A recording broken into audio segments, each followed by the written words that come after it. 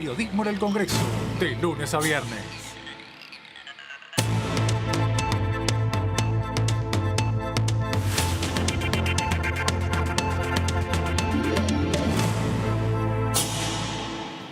Hola, ¿cómo les va? Bienvenidos a DTV, el periodismo en el Congreso. Hemos tenido una semana con mucha información parlamentaria y ya estamos pisándole los talones a la próxima sesión especial que está prevista para dentro de muy poquitos días con un temario, no voy a decir infinito, pero un temario importante. Hola, Jas, ¿cómo andás? Muy buenos días, bien, muy bien. Así es, estamos esperando a ver qué más entra, ¿no? En la sesión de la semana que viene. Como cuáles de todos los temas que hay en el temario de extraordinarias puede ir y qué no. Muy bien, ahora en un ratito nos metemos con el paso a paso, como diría Mostaza, de la sesión. ¿Qué haces, Marian? Hola, Mirela, ¿cómo estás? Y hoy que el Gobierno Nacional está anunciando un decreto con nuevas restricciones a la circulación por la pandemia COVID-19, vamos a hacer un repaso de todas las leyes que aprobó el Congreso, la Cámara de Diputados el año pasado, referidos al combate al coronavirus. Claro, porque gran parte del funcionamiento de la Cámara estuvo dispuesto a dar respuesta a esta hora. A ver, les pregunto, ¿Juntos por el Cambio iba a ser una presentación para que pasara por el Congreso? ¿Qué pasó con eso? Lo que pasa es que las medidas que anuncia el Gobierno van a ser a través de un decreto simple, no un decreto de necesidad de urgencia. Esa distinción hace que no sea necesario que pase por el Congreso de la Nación. Okay. Los DNU sí requieren control del Congreso. Claro, entonces, por más que el Congreso quisiera meterse en la discusión, no puede. La oposición puede pedir que venga un ministro a informar y hacerle preguntas y requerir las respuestas que considere, pero lo que hace la faz legal, hacer decretos simples, potestad del Poder Ejecutivo. Sí, ayer ellos sacaron un comunicado, digamos, Juntos por el Cambio sacó el bloque, un interbloque, un comunicado quejándose de la forma que limitar las libertades no podía ser la única manera de combatir el virus. Ese fue el mensaje, digamos, crítico en un comunicado largo que sacaron. Hay que ver qué pasa, claro, a raíz después del decreto. Sí, y Cornejo fue una de las voces cantantes de esa protesta o de esa queja. Que obviamente tiene un atisbo de formalidad, pero que en definitiva va a quedar allí, como en una expresión, no se va a traducir en una acción concreta. La conferencia de prensa estaba en este momento aclarando algunas cuestiones, porque, claro, estas son más bien, o se ha convertido más bien en recomendaciones, que va a ser interesante esta tarde hablar con distintos diputados y diputadas para preguntarle cuál es la situación de cada una de las jurisdicciones, de cada una de las provincias, porque de eso también depende si van a ser ciudades exceptuadas o no, claro. qué tipo de movimiento se va a permitir y cuál no. Sí, además ya algunos gobernadores aclararon o adelantaron que lo van a hacer o no, o digamos, si se van a adecuar a eso o no. Bueno, hablábamos de Córdoba, de Mendoza, escuchábamos hace un ratito, estaban diciendo Salta también. Hay algunas provincias que ya están adelantándose, avisando qué es lo que van a hacer ellos, ¿no? Claro, exacto. Y al revés, Santa Fe diciendo que va a empezar a adherir al decreto nacional desde las 0 horas del próximo lunes. Es decir, muchos gobernadores también estaban esperando la letra chica del decreto, porque todavía había dudas, más allá de que muchos habían hablado con el presidente Alberto Fernández. Del lado del oficialismo, a las críticas de la oposición le responden que, bueno, ya la oposición tuvo un discurso antivacunas y ahora está teniendo un discurso anti-restricción nocturna. Es decir, cada lugar, cada sector político va ubicando al oponente en el lugar que más le conviene. Sí, y vamos a estar atentos a eso también porque, como lo venimos diciendo, también incide en todas las cuestiones. Y Mariana decía algo que es interesante. El Congreso, además que se tuvo que adaptar a esta situación pandémica y cambiar su manera de funcionar, ha emitido o ha pronunciado una cantidad de leyes para regular nuestra vida durante la pandemia. El teletrabajo es uno, muchísimas, las recetas electrónicas. La emergencia sanitaria. La del plasma. La del plasma. ¿Qué pasó con el plasma? Bueno, en algún momento se utilizó.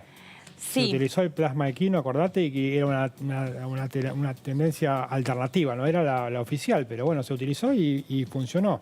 Las trayectorias educativas, estoy pensando también, todo lo que tiene que ver con la educación se fue sancionando. digamos, con el tiempo, ¿no? Por ahí no a principio de año no se reaccionó rápidamente, Sí. pero estuvieron esas Por veces. ahí estos días leí también como un nuevo requerimiento de, bueno, recuerden que hay una campaña nacional, que igual no la vi tan vigente esa campaña nacional, tengo que decir. No vi permanentemente en los medios este pedido o esta concientización acerca de la importancia de donar plasma. Me parece que ha habido más como un mensaje tendiente a viene la vacuna, viene la vacuna, viene la vacuna, pero no vi en funcionamiento esa campaña nacional de donación de plasma. No, eso es uno de los puntos que, digamos, más se está discutiendo entre oficialismo y oposición, es las faltas de campaña de información para que la gente, digamos, entienda bien qué se puede hacer y qué no. Es como que eso es un aspecto deficitario de lo que sucedió durante todo el año pasado y se está viendo también en este momento. Sí, ese es uno de los puntos claves también de Juntos por el Cambio, que había pedido citar directamente a Ginesa que dé explicaciones con varios de esos temas. Uno de ellos principal era el tema de la vacuna, la información sobre las vacunas y otras medidas tendientes, obviamente, en torno al coronavirus. E incluso hubo medidas económicas que uno dice, bueno, son leyes económicas, pero que en algún punto estaban apuradas por ¿no? la situación económica, por la pandemia. Es la propia ¿no? declaración de emergencia. Claro. Sí, incluso esta cuestión de, por ejemplo, la economía del conocimiento también estaba siempre contextualizada a el valor que iba a tener la puesta en marcha de esta parte de la productividad en este contexto que nos ha dejado la pandemia, pero muchísimos otros. Y por fuera de ello, otro de los temas que va a formar parte de presuntamente este temario extraordinario es la reforma judicial, que trae mucho ruido, hay muchas posturas al respecto, algunos que reconocen que efectivamente la justicia es en sí uno de los estratos de los poderes que tiene que ser reformado, pero algunos cuestionan no es el momento, no es cómo, la forma en la que se quiere impulsar esto despierta algunas suspicacias. Vamos a ir compartiendo también, ahora me lo cuentan un poco ustedes también, pero algunos testimonios que recogimos a lo largo de esta semana sobre eso de distintos legisladores. ¿Qué va a pasar con la reforma de la justicia? Bueno, primero, los que se oponen a una ley siempre dicen que no es el momento. Claro. Siempre. Si vos haces el recorrido de todos los programas que hicimos el año pasado, el principal argumento es, bueno, no estamos en el tiempo. También es cierto que hubo un tiempo excepcional que fue la pandemia, ¿no? Y muchas cosas parecían como desfasadas de eso. Entonces el Congreso se abocó y la Cámara de Diputados centralmente a eso, y todo lo que fue por afuera de eso generó mucha discusión. Por ejemplo, los que se opusieron a la ley de interrupción voluntaria del embarazo, el IVE. No era el momento. No era el momento. Ahora la reforma judicial no es el momento, pero tampoco era el momento a principio de año cuando lo planteó el presidente. Es decir, que no es esa la discusión en el fondo. La discusión en el fondo es por el contenido de la ley. Si la ley es correcta para la institucionalidad argentina o no, porque estamos hablando de un poder del Estado, el Congreso de la Nación, que está tocando otro poder del Estado, que es el Poder Judicial, ¿no? Entonces, ahí está la discusión de fondo. Y en el nivel de fuerza que tenga la aprobación de la ley, ¿no? El consenso, como cambia tanto de una reforma, dicen, no se puede aprobar con un voto, ¿viste? Con 129, con los claro, justos. porque después después viene otro gobierno, da marcha atrás a eso. Digo, tiene que tener, eso es lo que plantea también, un respaldo de todo el arco político, que es lo que obviamente la oposición dice que no ve. No parece el tiempo político para generar esos consensos. Desde hace 6, 7 años esta parte no parece el tiempo político de los grandes consensos en la Argentina. Por ahí en algún momento maduramos y salimos hacia adelante con otro tipo de consenso, pero no es este el momento. Las leyes importantes, las que más polémica generan, se van a aprobar así, con 129, 130 votos, no mucho más que eso. Sí.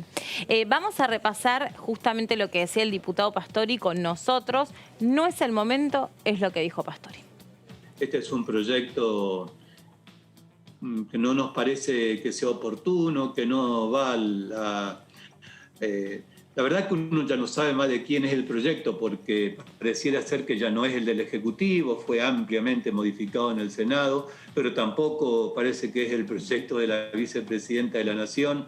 La verdad que ya no sabemos de quién es el proyecto, pero que además solamente toca un aspecto que es el fuero penal, básicamente de Capital Federal, que es el que interesa a un sector del gobierno referenciado en el kirchnerismo. Así que me parece que este es un proyecto que no tiene número en diputados, por eso no ha avanzado. Coincido también con Mena en ese sentido. Sí. Si no, ya lo hubiesen sacado. Creo que tenemos un poder judicial que adolece de numerosos defectos y problemas, y una intromisión del poder político clara en estos últimos tiempos y que hace que al menos uno dude de la independencia de los poderes.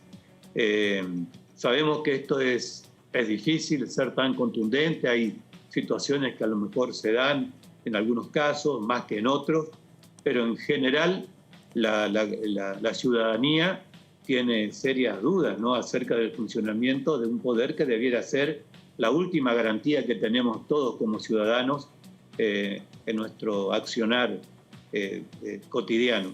Así que nadie está, me parece, conforme con el funcionamiento del Poder Judicial. Ahora tampoco creemos que esta sea la reforma que el Poder Judicial necesita. Bueno, que necesita una reforma, pero analiza Pastori que repetimos que se está recuperando del COVID y le mandamos un saludo y le deseamos una pronta recuperación a propósito, pero no es el momento para hacer, según su punto de vista, este cambio que requiere el sistema judicial.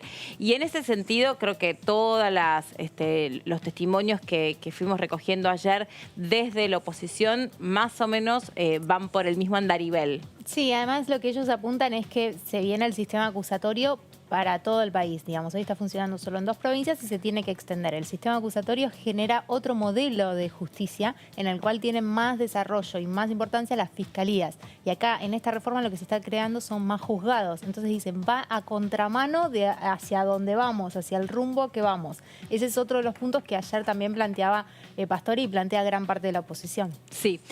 También hablamos con Mabel Caparrós sobre este tema y ella decía lo siguiente. ¿Por qué no dejamos de ponerle presión a la justicia?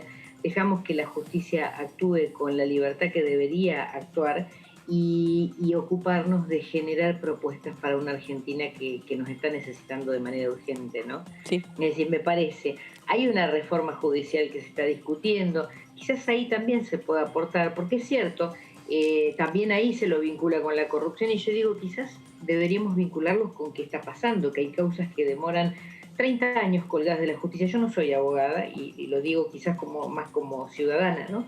Digo, ¿qué pasa? Que hay causas que no se resuelven, porque es fácil acusar de corrupción a alguien, pero es muy difícil que después transite hasta llegar a demostrar su inocencia durante años, perjudicando una carrera a veces profesional, personal, política. Algo pasa, ¿no es cierto? Entonces, estas cuestiones deberíamos discutirlas con la mayor objetividad, con la mayor seriedad posible, con el mayor despojo político, porque si no la Argentina le va a costar mucho salir adelante, ¿no?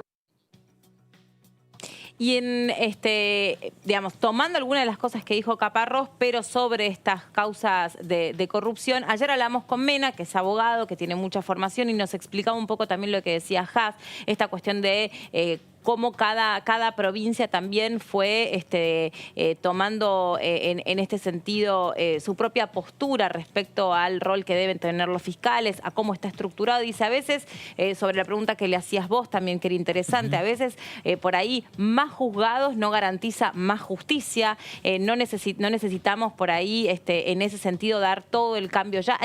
Lo que todos dicen es como que es una cuestión tan sensible y tan importante, nada más ni nada menos que el funcionamiento de la justicia, que debiera llevar consigo un debate mucho más profuso, más largo. Claro. Es muy interesante cómo a un mismo hecho, es decir, la creación de más juzgados que se expandan por el territorio, algunos Exacto. diputados lo pueden ver favorable y otros diputados lo pueden otros diputados lo rechazan. Eso me parece súper valorable. Sobre un mismo sí. hecho, ¿no? Entonces, Sí. lo que expresa eso en el fondo, que no es una cuestión de oportunidad, sino que es una cuestión de cómo se ve la política y la justicia en general. Son dos cosmovisiones distintas de la realidad. Sobre un mismo hecho.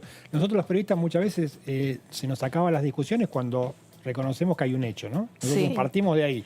Bueno, la política parte de otro lado, no solamente del hecho. Bueno, Sí. y con jubilaciones pasó con la inflación. Para algunos era un techo y para otros era un piso.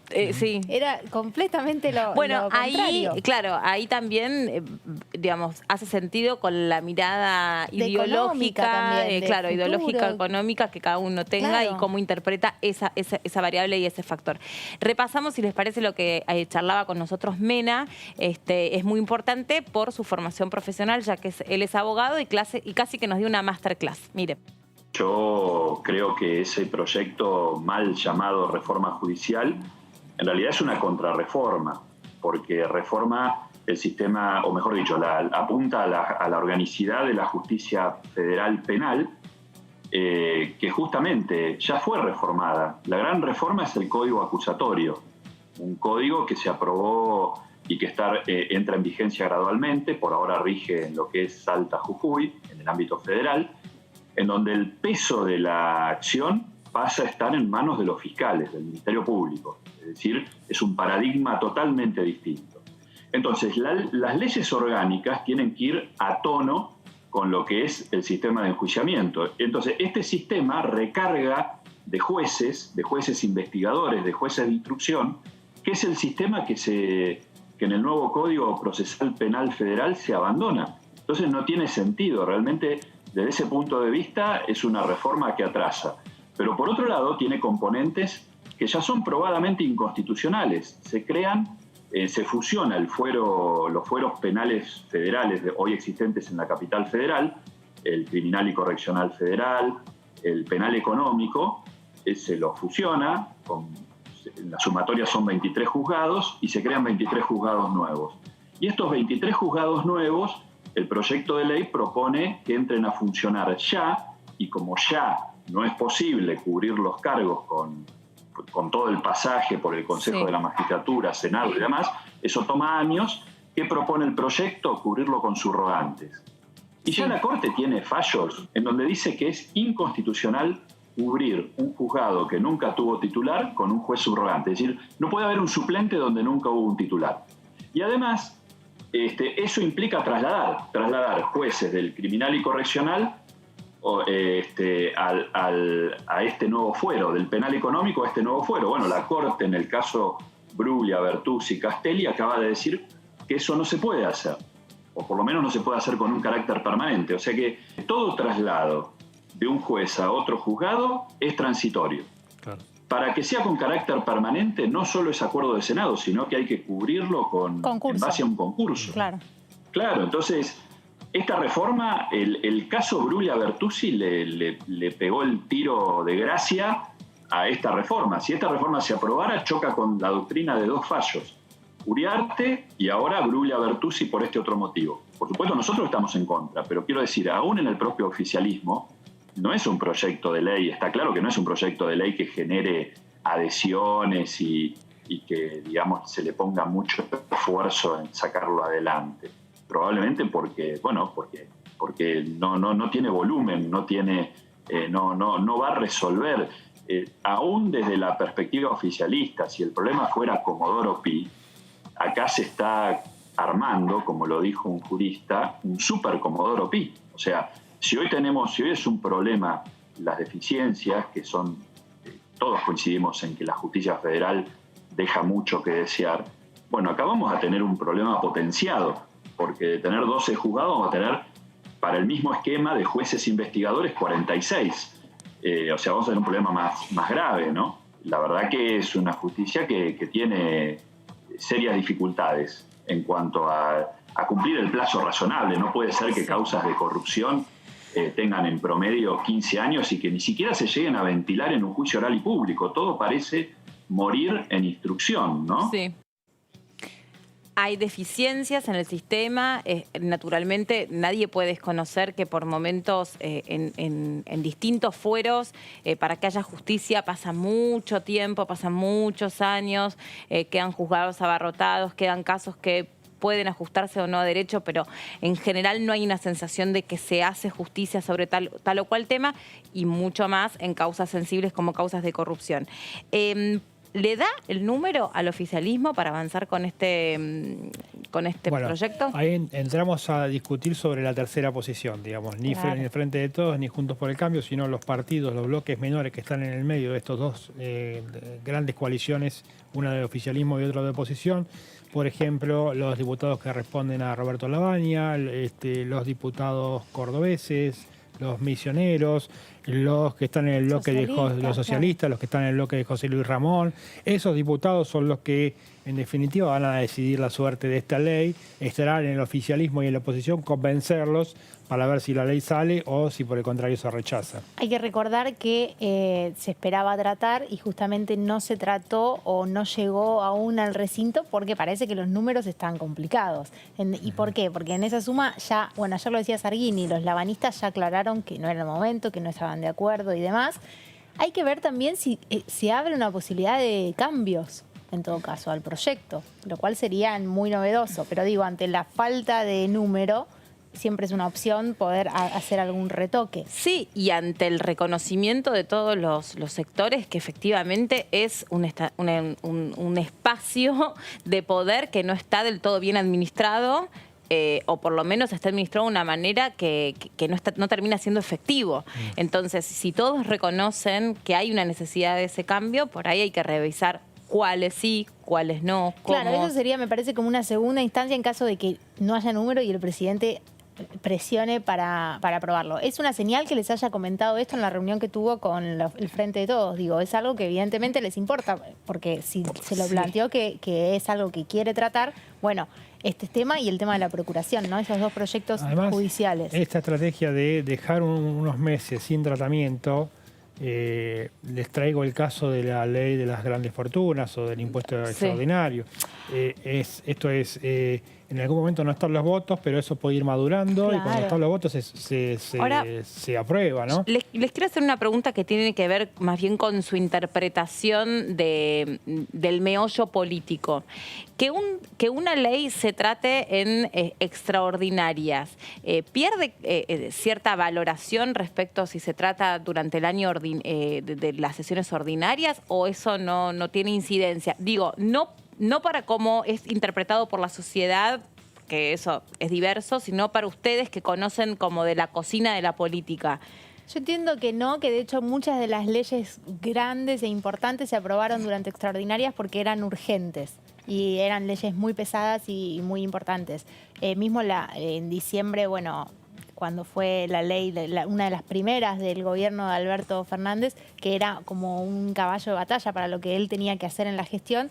Y bueno, son leyes importantes. Yo creo que no pierden peso por más que se traten en verano. Hay que ver, estos son dos temones que si se aprueban y si se tratan en extraordinarias van a ser tapa de todos lados, digamos, va a ser prioridad de todos lados. Sí. No pierde peso. A Mariano se lo llevo más al terreno de la metáfora deportiva. No, bueno, lo digo a Mariano porque no sé qué cuánto te copa o no te copa bueno, ahí está. No, digo, ¿viste cuando, por ejemplo, se le quita mérito al campeonato de verano? Y bueno, el campeonato de verano, ¿a quién le importa eso? No sé qué. Y otros dicen, no, es muy importante porque en verano vos entonces te planteás el resto del año y si te pones bien en un campeonato de verano. Bueno, no sé, ¿viste que es como esto es... Sí, es cierto. Son distintos niveles de importancia. Pero yo te diría que en esto, para seguir la metáfora deportiva, son distintos partidos. Dice que pongo voz de Marcelo Palacio cuando hablo. Está MP acá. Son distintos partidos. El momento de extraordinarias es un partido que te juega el Poder Ejecutivo. Es el Poder Ejecutivo el que pone la lista. Entonces, ahí, digamos, la importancia está en que si el gobierno obtiene el respaldo o no. Claro. Ya no es tanto que lo que se haya elaborado y masticado durante el año en la Cámara de Diputados o en el Congreso. Es otro partido distinto. Si lo aprueba es un gol, vamos a cerrar con eso, pero digo, es un tema que era difícil, que si lo aprueba sí es un gol para el gobierno, ¿no? Me siguen haciendo bowling del otro lado por la comparación. Las cosas que estaban diciendo. Sí, yo algunas me entero y otras no, ¿viste qué injusto que es todo esto? Vamos a repasar lo que decía el diputado Sargini, que un poco lo traía a colación Haas, y no te lo pongo con ninguna voz, te lo pongo con la mía. Mira. Yo puedo entender que las mejores condiciones para el diálogo no se dan, porque esto es muy presencial, porque el clima que genera la Cámara de diálogo, de acercamiento, de cuestiones personales influyen. en la forma de hacer política, pero aún restándole ese fenómeno, que lo entiendo, nunca vi tampoco diálogo. Yo veo un oficialismo que sale a contar votos y tiene los votos a la cancha, y si no los tiene, posterga los temas. La reforma judicial es uno de ellos, pero claro, como en este caso nuestro bloque entero, nuestro interbloque, los 11 más algunos más, más todo junto por el cambio, dijimos esto por acá no pasa, el tema se frena. En el momento que los números le den, no van a buscar diálogo ni consenso. Y la verdad que hay leyes que es legítimo, y además hay leyes que no está mal, inclusive desde la lectura política, institucional, que puedan salir por 2 votos, 3 votos. No es el mejor momento para esas leyes que dividen a la sociedad. Hay leyes que reforman cuestiones, hay leyes que reforman cuestiones de orden estructural, cosas de Estado, que no pueden salir por 2 votos, tienen que tener un consenso más amplio porque trascienden a los gobiernos. Yo, que no acompañe esta reforma judicial, no quiere decir que acompañe el formato o el funcionamiento, más bien diría, de la justicia. Ahora, nosotros no podemos ir en un sentido y en otro. Se está avanzando y hay una ley. Lo que se ha demorado es en ir al sistema acusatorio. Bueno, ¿qué vamos a hacer? Una reforma en sentido contrario. Discutamos qué justicia queremos, porque además, cuando uno escucha argumentos, entonces la reforma se empieza a teñir de cuestiones más políticas que institucionales, y esta es una discusión exclusivamente institucional, hacia la arquitectura institucional del país, y exige, por lo tanto, consenso, y exige, por lo tanto, una enorme confianza que las razones por las que el Ejecutivo o el oficialismo las impulsa son solo de orden institucional. Y yo ahí también veo hasta contradicciones en el propio oficialismo. Yo le escuché decir a la vicepresidenta que esa no era la reforma que ella quería. Claro, el Poder Ejecutivo dice, ¿qué hace la Cámara de Diputados que no la trata? La Cámara de Diputados no la trata, ¿por qué? Porque no tiene el número. Pues si tuviera el número ya lo hubiese tratado y no le hubiese interesado si tenía o no tenía consenso en la sociedad. Bueno, ahí están las distintas posturas sobre reforma judicial, donde, repito, creo que todos coinciden en la importancia que tiene, sin lugar a dudas, hacer cambios que pongan a la justicia a trabajar de una manera distinta entre todas las investigaciones que siempre se han hecho sobre estas cuestiones y la percepción que le queda a la sociedad, a la ciudadanía. De hecho, desde el Observatorio de Víctimas también, sí, claro, que es muy importante la consideración que ellos tienen respecto de qué se hace con determinadas causas y cómo se actúa, la incidencia de que haya espacios especializados para tratar sobre algunos temas, que esos espacios tengan el tiempo para darle un seguimiento profundo a cada una de las causas. A mí siempre me da la sensación, cuando me acuerdo de, por ejemplo, el caso de Matías Berardi, ¿se acuerdan de este chico que había sido secuestrado y que después, cuando él se termina escapando en esa huida desesperada por tratar de volver a su casa, termina siendo asesinado? La familia siempre cuenta que se enteró de la liberación, del beneficio de libertad de los asesinos de su hijo por los medios y no por la justicia. Y esto es algo que el Observatorio de Víctimas, a través del Congreso de la Nación, con la ley de las víctimas, empezó a decir, no puede ser que esto pase, no puede ser porque no puede ser que solamente la ley esté escrita en un texto y no haya humanidad en lo que sucede y en las decisiones que se toman, los jueces de ejecución penal. ¿Cómo puede ser que, no sé, algunos testigos sean, lo vimos todos con el documental de Carmel, algunos testigos sean citados y tengan que recordar qué pasó hace 5 años, 6 años, 10 años para atrás? No, y esto que decías de las víctimas se repite en un montón de casos, sobre todo en muchas mujeres que fueron violadas, además con alguien del barrio, y de repente lo ven. Sí. Por ejemplo, de vuelta en el barrio, y no tuvieron ningún aviso ni nada, y es muy fuerte todo ese momento, digamos, que haya sido liberado y que otra vez tu agresor esté ahí caminando por la calle tu zona. Por eso para mí en este punto concretamente de la reforma de la justicia es como que es muy amplio además. Estamos hablando de distintas valoraciones, ¿no? A donde todos dicen, la verdad es que como también lo decía Mena ayer, que me pareció como muy serio de su parte, muy responsable de su parte. Bueno, hay distritos y distritos donde funciona muy bien, donde es muy, por ejemplo, en su provincia dice, acá es muy rápido, acá no pasan miles de años hasta que se resuelve una situación. Incluso por los propios detenidos, por las propias prisiones preventivas. Claro. Y otra cosa que decía el diputado por Chubut Radical Mena, que coincidía con la vicepresidenta Cristina Kirchner respecto de que esto no es una reforma judicial. Me pareció un acto de sinceridad política del diputado, porque no, esto es una reforma sobre la justicia federal. Digamos, todos los casos que estaban hablando recién ustedes son de la penal. Corresponden a otro tipo de justicia. Por eso muchas veces los títulos muy amplios o pomposos, como hablamos de los proyectos de ley, digamos, no contribuyen a que la población pueda entender qué se está tratando efectivamente, ¿no? Es verdad, Estamos hablando ahora de la creación de juzgados federales y de cámaras de apelaciones, no de más que eso. Hay también, lógicamente, interpretación política, que es la intención del gobierno de desconcentrar el nivel de importancia que tienen los tribunales de retiro, como Pi, que son los que tratan las causas de corrupción. Claro. Y, por otro lado, crear juzgados en el interior del país, una cosa fundamental porque, bueno, hay provincias directamente que no tienen cámara de apelaciones o que los juzgados están en una ciudad que es distante 500 kilómetros de la otra, ¿no? Bueno, ahora vamos a retomar una comunicación con la provincia de Corrientes porque estábamos hasta recién tratando de establecer comunicación con el diputado Aragón, pero justo la tecnología, ¿viste cómo es, Mariano? De vuelta, me pongo en Marcelo Palacio. Tenés el arco de frente y querés patear. No, mentira. Ahora sí está el diputado Aragón ahí del otro lado. ¿Cómo le va, diputado? ¿Qué tal? Buenas tardes. Para ustedes ya son más de las 12, así que claro. Ya pasado mediodía se puede decir buenas tardes. Así es, buenas tardes. Gracias por estar ahí del otro lado y feliz año. Para empezar, porque estamos tratando también de seguir de cerca la situación en cada una de las provincias de cara al crecimiento de los casos de contagio positivo por COVID. ¿Cuál es la situación en la provincia de Corrientes? Bueno, la provincia de Corrientes no está registrando algo diferente a lo que está pasando en el país. Nosotros habíamos tenido un crecimiento a partir de los meses de octubre, fue, ¿no?, como la consideración de lo que es el pico. Se amesetó luego los primeros días de diciembre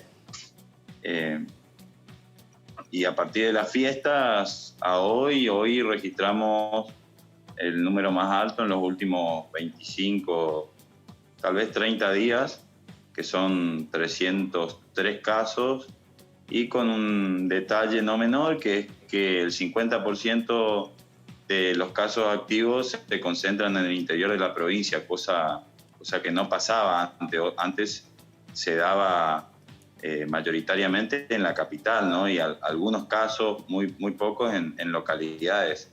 Pero hoy ya hay localidades con más de 100 casos o con números cercanos a los 100, como Paso de los Libres, Mercedes, incluso Pueblo Libertador, que es una localidad muy chiquitita, tiene más de 40 casos, que está al límite con Entre Ríos, ¿no? Un pueblo rural.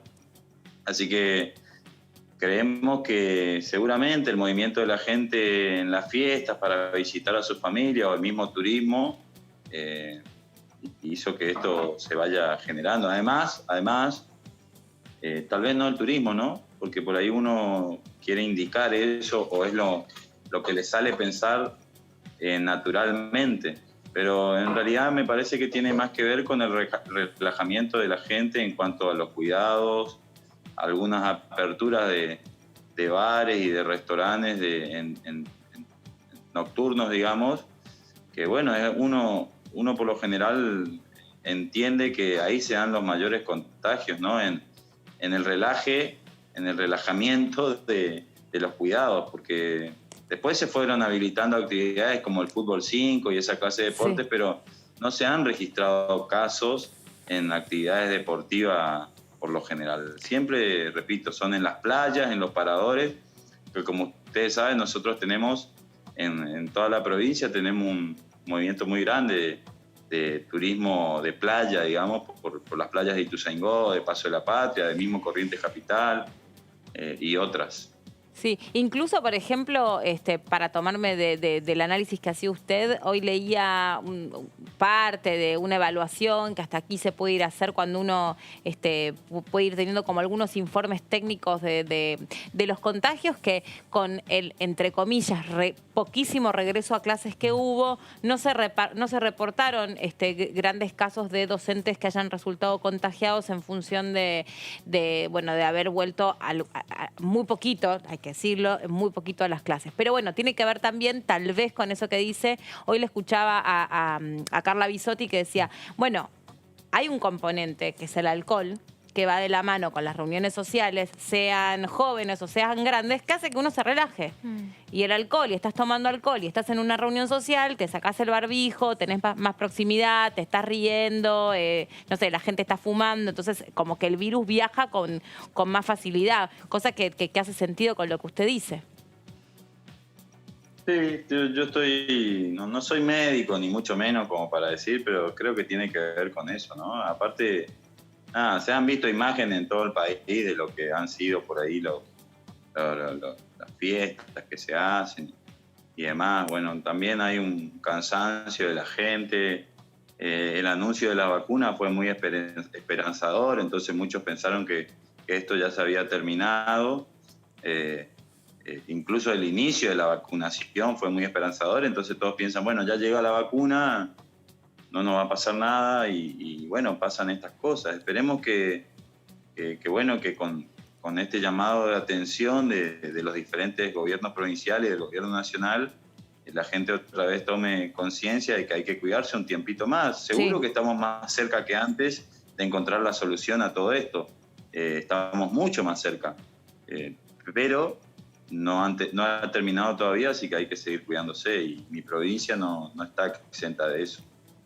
Diputado, buenas tardes. Le hablo Mariano Espesapria. Usted preside la Comisión de Ganadería y Agricultura aquí en la Cámara de Diputados. Estamos en la antesala de un paro, un cese de comercialización de maíz debido a unas medidas que tomó el gobierno. Quería consultarle su postura y bueno, si puede tener algún tipo de repercusión en la relación del oficialismo y del gobierno y el campo, lo que está por suceder, y si puede tener también algún tipo de repercusión aquí en el Congreso. Nosotros siempre somos respetuosos de las opiniones e incluso de las medidas que toman esos sectores del campo. Y el primero que demuestra eso es el presidente Alberto, que desde que inició su gobierno hasta hoy sigue conversando con los sectores más influyentes del campo, por decirlo así, escuchando, e incluso se había hecho en su momento una medida que para mí fue de carácter excepcional en términos de lo brillante que fue para el campo y que incluso lo han reconocido ellos mismos. Acá en Corrientes del Arroz, una empresa que preside Aranda, que es vicepresidente de Clarín, también destacó la medida, imagínense, ¿no? Que tiene que ver, que la medida de la cual hablo fue las retenciones segmentadas según el tipo de producción. Con lo cual nosotros somos respetuosos, estamos observando muy de cerca cada una de las medidas o de las declaraciones que van haciendo. No ha sido, digo, para quienes exportan, no ha sido un mal año. Incluso, según los últimos registros de la soja, viene creciendo el precio de la soja, es decir, hay como un margen importante de rentabilidad para esos sectores. Es decir, yo lamento que ante cada medida del gobierno ese sector decida tomar esta clase de postura, ¿no? Como de un cerramiento total a las opiniones del gobierno. El gobierno demostró que quiere que al campo le vaya bien y lo sigue haciendo. En este caso, la medida del gobierno tiene que ver con algo provisorio en el transcurso de un tiempito leve para acomodar algunas cuestiones económicas que todos ustedes saben también que la economía del país como la del mundo se encuentra, digamos, en stand-by o una economía compleja para un mundo complejo, en el medio de una pandemia que nunca había existido en la historia contemporánea mundial. Entonces, el gobierno va tomando las medidas que cree mejor para la gran mayoría de los argentinos y argentinas, no solo para un sector. Y es lógico que se puedan enojar, pero, repito, nosotros no vamos a cortar el diálogo y vamos a seguir conversando, y no es mi función, porque yo no soy ministro ni soy secretario del Ministerio de Agricultura, pero sí articulo mucho con el ministro Basterra. Pero de lo que puedo decir y hacer desde mi lugar es seguir haciendo lo que hicimos el año pasado, ¿no? Escuchar a todos los sectores, recibir las demandas y tratar de plasmar en esas demandas proyectos de ley que beneficien a los diferentes sectores. Diputado, ¿qué tal? Jazmín Muliorini lo saluda. Justamente hablando un poco del campo, que tiene mucho que ver en esto, el tema de los biocombustibles, porque se estima que es el tema, al menos que tenemos dicho por Sergio Massa, que va a estar en la sesión del 20 en diputados. No sé si la comisión tiene pensado reunirse, como se dijo, un día antes para emitir dictamen de eso, si el proyecto le parece que está bien, que hay que hacer algunos retoques todavía. Es un tema que está en boga a nivel mundial, y nosotros siempre creemos que la Argentina tiene que ser vanguardia en todas las discusiones que se van dando. Y claramente, si el presidente de la Cámara, que forma parte de mi espacio político, lo ha manifestado, seguramente dentro del espacio político los vamos a discutir. Vamos a llevar a cabo los mecanismos necesarios en términos parlamentarios, ¿no? Pasará por nuestra comisión, como por otras también, por ejemplo la de energía. Y haremos lo posible para que se trate en el ámbito de la Cámara en el tiempo oportuno, en función de la necesidad y la agenda del gobierno. Uno, cuando es legislador por parte del oficialismo, es de alguna manera el partener del Ejecutivo, porque intenta que el Ejecutivo tenga herramientas legislativas para aplicar políticas públicas, en este caso en cuanto a los biodiesel. Así que, repito, para nosotros es un tema que siempre ha sido importante. Nos parece que son temas importantes, otros también. No sé, tenemos también la producción industrial del cáñamo, que es un proyecto muy interesante. Hay otros proyectos que tienen que ver con los incentivos a los pequeños y medianos productores, la agricultura familiar y campesina. Bueno, hay proyectos para tratar en el seno de la Comisión de Agricultura, como en el recinto mismo. Pero repito, si el presidente de la Cámara ha manifestado su intención de tratarlo durante estos días, estos tiempos, nosotros vamos a hacer el trabajo necesario dentro del espacio político, y luego que ese trabajo se plasme en el mecanismo parlamentario. Diputado, lo paso al plano político para este año electoral. Se está discutiendo, y también hay presentado aquí en la Cámara de Diputados, un proyecto para suspender las PASO nacionales previstas para agosto. Sé que Corrientes tiene un calendario electoral distinto al nacional, y que también este año seguramente van a tener primarias y elecciones para gobernador, que está desfasado respecto de otras provincias. En ese escenario le quería preguntar su postura respecto de la suspensión de las PASO y también del escenario electoral correntino. Mirá, yo te soy sincero, nosotros, como línea política, hasta ahora no hemos recibido ninguna postura definitiva del gobierno, de nuestro gobierno, en relación a las PASO. Sí hemos escuchado declaraciones, también sabemos y estamos al tanto de sugerencias que han hecho algunos gobernadores respecto de las PASO en diferentes criterios, ¿no? Algunos en criterios estrictamente políticos, otros en criterios económicos, en diferentes criterios, ¿no? Otro en algún momento, cuando no había mucha claridad de si nosotros íbamos a poder enfrentar la pandemia, claro, y que la íbamos a poder solucionar antes de las PASO, si era conveniente o no hacer 2 o 3 movimientos masivos de gente en este contexto, también criterios sanitarios, si querés decirlo. Mi postura es que que tenemos que discutirlo. Y seguramente tendremos que discutirlo si hay una modificación en cuanto a lo electoral, tendremos que discutirlo en el seno de las cámaras. Yo no estoy muy seguro de si las pasos sirven o no sirven. Yo te puedo decir la experiencia de Corrientes, y a nosotros nos ha servido un montón porque ha resuelto un montón de disputas internas hacia adentro de cada sector político, y qué mejor que definir esa disputa con el voto de la gente, ¿no? La decisión de la gente. Entonces, a mí siempre me han parecido efectivas y que dan un marco de legitimidad a los candidatos y también de legalidad, por supuesto. Así que para mí han sido una herramienta positiva. Ahora, en estos tiempos, en este contexto, ustedes saben, todo es muy dinámico, ha cambiado. Yo la verdad que no tengo una opinión formada, prefiero estudiar mucho más la situación y discutirla con mis compañeros para enriquecerme, pero la decisión que se tome en la Cámara seguramente va a ser la mejor para el conjunto de la sociedad argentina, que en definitiva son los votantes que ejecutan esas reformas electorales directamente. Por otro lado, nuestro calendario sí es un calendario complejo. Este año nosotros elegimos gobernador, intendente, legisladores provinciales, concejales, además de legisladores nacionales. Nosotros elegimos 3 senadores y 3 diputados nacionales.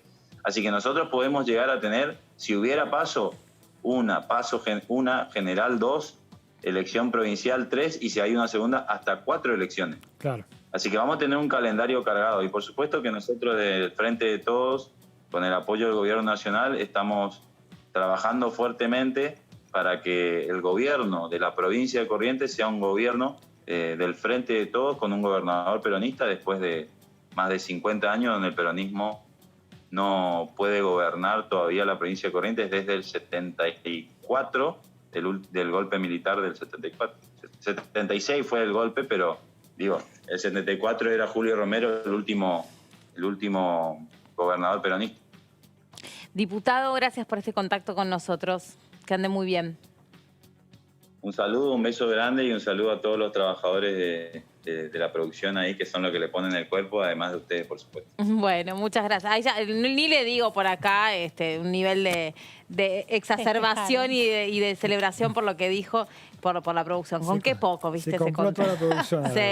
Sí, les mando sanguchitos de miga y ya lo votan gobernador y todo. Bueno, en fin. Vamos a repasar lo que decía con nuestra compañera, con Karin Cohen, el diputado Rauschenberger, de cara al proyecto de modificación del régimen del monotributo.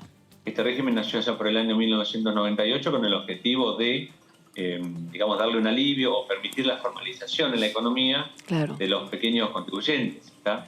Pero bueno, después con el tiempo creo que ha tenido una distorsión, porque también se ha generado el hecho de, por ahí, no facturar lo que corresponde para no pasar de categoría, ¿está?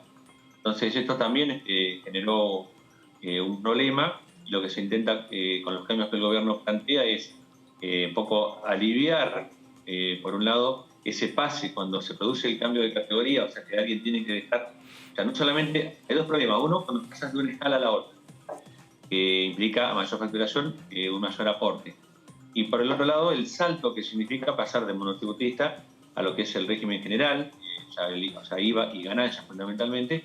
Bueno, entonces acá lo que se plantea es una serie de beneficios para tratar, de amortiguar ese salto, y uno de esos aspectos que contempla el proyecto sería que los créditos fiscales que ha generado el monotributista cuando ha comprado, que hoy por hoy no se los puede tomar ni descontarlo de nada porque no tiene una posición de IVA ventas o IVA compras, que esos saldos que están acumulados en los últimos 12 meses se tomen a cuenta para el pago de, el salto ese de categoría, o sea, de cambio de régimen, ¿no? O sea, se trata de aliviar la situación por un lado, pero por el otro también de que haya las formalizaciones en la economía sea realmente así, y que no se utilice esta figura para eludir impuestos. Bueno, y ya por suerte estamos con la diputada Cáceres, que está con nosotros, que se suma a este equipo de DTV, y dice, la verdad, que si me hubiesen contado que en enero iba a estar acá sentada en el Congreso, seguir trabajando, diputada, es verdad, qué loco. No le dan tiempo a uno ni de relajar, ni tomarse un jugo, algo. No, brindamos, de hecho, también acá en la Cámara, prácticamente con la sesión del 29-30, la última sesión, fiestas mediantes y seguimos con mucha actividad. Con lo cual no se sintió, o al menos a nivel personal, ese parate que uno esperaría de un año hacia el otro, como cierto relajamiento no, y la verdad que la coyuntura demuestra que hay que estar más activos y presentes que nunca. Justamente va en contra de esa palabra relajamiento, es como desde todo punto de vista es lo que no hay que hacer. Bueno, ¿cómo está viviendo concretamente las decisiones que giran en torno a este momento tan particular del crecimiento de casos de la pandemia? La verdad que es un momento preocupante, ¿no? El clima hubiese demostrado que tendríamos que estar relajados, disfrutando de ciertos descansos en líneas generales, ¿no? La población, pero sin embargo vemos cómo está aumentando el nivel de casos en los distintos distritos. Yo soy de la provincia de Buenos Aires, en particular de Pilar, y en los últimos 7 días ha habido aumentos de casos que por suerte no está impactando en el sistema sanitario, porque precisamente el aumento de casos se da en la franja de los jóvenes. Y en esto hemos visto, y sobre todo en Pilar, un distrito donde tengo una hermana joven, adolescente, y me hablaba de fiestas clandestinas. Fiestas clandestinas que sucedían en el distrito, como en muchos lugares del país, y que creo... En quintas, en campos, y creo que es ahí donde hay que atacar, no a los jóvenes, porque la verdad es que los jóvenes tuvieron una conducta durante todo el 2020 sumamente respetuosa de las medidas. De hecho, hemos visto que en el Día de los Estudiantes no ha habido ningún tipo de desmanes, ¿no? Cuando uno pensaba que por ahí iban a salir todos los jóvenes a las calles. Entonces creo que estamos atravesando una situación donde los jóvenes son protagonistas, pero no hay que ir contra ellos, sino contra la clandestinidad, y tratando siempre de bajar mensajes claros de no relajamiento, y que lamentablemente la vacuna... El presidente anunció, para mí fue un error haber anunciado que en diciembre 10 millones de argentinos íbamos a estar vacunados, cuando solamente llegaron a nuestro país 300.000 vacunas. Y en este sentido es clave reforzar el mensaje de tapaboca, alcohol en gel y distanciamiento, cosa que lamentablemente en los barrios como en las playas no lo estamos viendo. Diputada, está bueno el dato que daba de que como el virus se está moviendo más entre los jóvenes por este tipo de actividades, de fiestas, de actividad nocturna, que bueno, va a verse restringida en los próximos días, pero estuvo sucediendo todo este tiempo, todo el fin de año, desde las fiestas, que a su vez no son los que no van a saturar los jóvenes las camas de terapia intensiva. Eso es un dato, pero por otro lado tenés el hecho de que son vectores de contagio, ¿no? Claro. Entonces de ahí la necesidad de que también los jóvenes se cuiden, ¿no? No solamente los adultos mayores. Ahora, ¿cuál es el escenario que ve de aquí en adelante? Porque venimos de un año en pandemia que nos costó mucho a todos, ha costado la vida de casi 40.000 argentinos, sin ir más lejos, y bueno, nos ha modificado la vida a todos en el día a día. ¿Cómo ve que va a suceder de aquí en adelante? Más allá de que es una situación un poco imprevisible, digo, pero el escenario sanitario y en la provincia de Buenos Aires, donde usted es, y por otro lado la relación política en el gobierno con la oposición, como usted marcaba recién, algunas discrepancias respecto, por ejemplo, al tema de las vacunas. Sí, ahí por un lado... También, sobre todo, quienes hoy ocupan un lugar público, el gobierno nacional, provincial y los distintos gobiernos municipales, y sobre todo focalizándome en el gobierno nacional, prudencia al momento de dar ciertos anuncios. Un error fue anunciar vacunas cuando en la práctica no sucedió. Otro error lo hemos visto ayer, donde hablaban de toque de queda y que generó mucha incertidumbre. mucha angustia en los distintos argentinos, desde los trabajadores. Tenemos industrias que hacen 3 turnos, que salen los trabajadores a las 23 horas, y el escuchar cosas sueltas sin ningún lineamiento explícito generó angustia en los trabajadores que se levantan comerciantes. temprano para ir a trabajar a las 5 de la mañana y también estaban preguntando qué tenían que hacer el próximo día. Claro. ¿no? Cuando no había ningún decreto mediante que les dé a las empresas, a los distintos actores, las herramientas para poder responder, con lo cual se generó lamentablemente una situación de mucha incertidumbre, de angustia, y yo creo que... Bueno, los medios también colaboran, nosotros todos los periodistas, que generando como también una expectativa sobre algo que en definitiva no estaba puesto en un texto todavía. Entonces, ¿se va a poder hacer esto? No, ¿se va a poder hacer lo otro? No, ya no va a acatar. Bueno, me parece que ahí bueno, es ahora todavía hay incertidumbre, digo, en la provincia de Buenos Aires, sí. ¿cómo va a ser? Porque la costa va a ser igual, no sé qué, Pilar, o ¿está claro cómo va a ser? No, hoy no está claro. Recién el anuncio fue recientemente en el mediodía, con lo cual se le da, por suerte, dejamos de hablar de toque de queda para hablar de restricciones en la circulación nocturna, y donde cada provincia va a tener la potestad para poder tomar las definiciones correspondientes a la realidad de cada una de las provincias, ¿no? La realidad sanitaria, la realidad económica, la realidad social. Con lo cual es clave ahí el rol de los gobernadores y de los intendentes también, dándole la libertad de poder decidir en este sentido, con lo cual expectantes a ver qué definiciones se dan en las distintas provincias, y en función de eso cómo se va a aplicar en la práctica en los distintos municipios.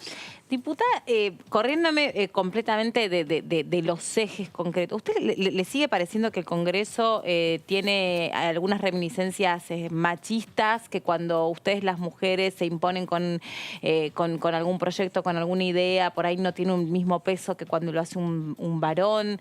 ¿Está esto o todo lo contrario? ¿Se ha desterrado por completo y se ha logrado un Congreso con equidad? No, ojalá. Ojalá. Tu banca, ¿no? Mi banca también. Ojalá estuviésemos en ese escenario de paridad. La verdad es que recién la ejecución de la ley de paritaria se aplicó en el 2019, muy reciente. En la Cámara de Diputados no llegamos a la paridad. Ahí el oficialismo, compañeras del oficialismo, han presentado un proyecto de cambiarle el nombre al Congreso, que genera, siempre cuando las mujeres proponemos temas de agenda pública y legislativa, genera mucho debate, ¿no? Dentro de los propios partidos hay voces encontradas, y coincido en esto de que la Cámara de Diputados debería de llamarse la Cámara de Diputados y de Diputadas. Estar visibles, estar presentes. Hemos visto toda la discusión que se dio en el marco del proyecto de interrupción voluntaria del embarazo. Son temas que lamentablemente, cuando hablamos de la agenda de las mujeres, nos responden que nunca es prioridad, ¿no? Entonces ahí la lucha tiene que ser muy activa por parte nuestra, de las mujeres, de la militancia y demás, y queda muchísimo por hacer. E incluso la aplicación de la ley de paridad ha demostrado cómo tiene falencias, porque la verdad es que en el Ejecutivo todos los corrimientos que hubieron de la lista del 2019, una lista paritaria, fueron de varones. Y mujeres que estaban antes en esta lista quedaron pendientes de asumir, y asumían varones que estaban en números mucho más alejados en esto que tiene que ver con los reemplazos de género por género. También es un punto donde las mujeres tenemos que mirar y trabajar para que realmente la Cámara de Diputados, de Diputadas, sea paritaria, sea del 50%. Ahora, diputada, el bloque de Juntos por el Cambio está más en deuda, que me parece, que el del oficialismo, el tema de la paridad, ¿no? Porque creo que el Frente de Todos alcanzó la paridad durante el año. El de Juntos por el Cambio le falta bastante. Se tomaron medidas sumamente interesantes por parte de la presidencia de la Cámara de Diputados, y esto hay que decirlo, en el sentido de que las presidencias de las comisiones, por resolución se establece que tienen que ser paritarias, y ahí creo que se va avanzando, ¿no? Se va avanzando en esto, lamentablemente, en las distintas fotos que se ven, tanto del Ejecutivo Nacional, como algunas fotos también de acá de la Cámara de Diputados, hay una preponderancia de varones en las mesas de toma de decisiones. Veía una foto en la Casa Rosada, en el Salón de las Mujeres, donde quienes integraban esa mesa eran varones. Digo, en todos los ámbitos, en todos los sectores y en todos los partidos políticos todavía nos debemos este debate profundo y avanzar en cosas concretas y en prácticas que nos pongan a las mujeres en primer lugar también, para poder ocupar lugares. Diputada, hablando de candidaturas y un poco que hablamos en el inicio de coronavirus, el tema elecciones en este contexto, la suspensión de las PASO que está ahí rondando pero no hay precisión, ¿qué postura tienen y qué expectativa respecto a eso? Creo que son temas que va a depender mucho de la coyuntura sobre la cual nos encontremos, ¿no? Tanto lo electoral, pero también lo educativo, en el sentido de que hoy escuchaba al jefe de gabinete, Santiago Cafiero, de poner en duda el inicio de las clases presenciales en marzo, cuando los chicos vienen de un año 2020 sin clases presenciales, donde muchos tuvieron que terminar su cursada de manera virtual, ¿no? Y donde muchos jóvenes se complicó el inicio de las clases a nivel de universitarios, terciarios. ¿Qué quiero decir?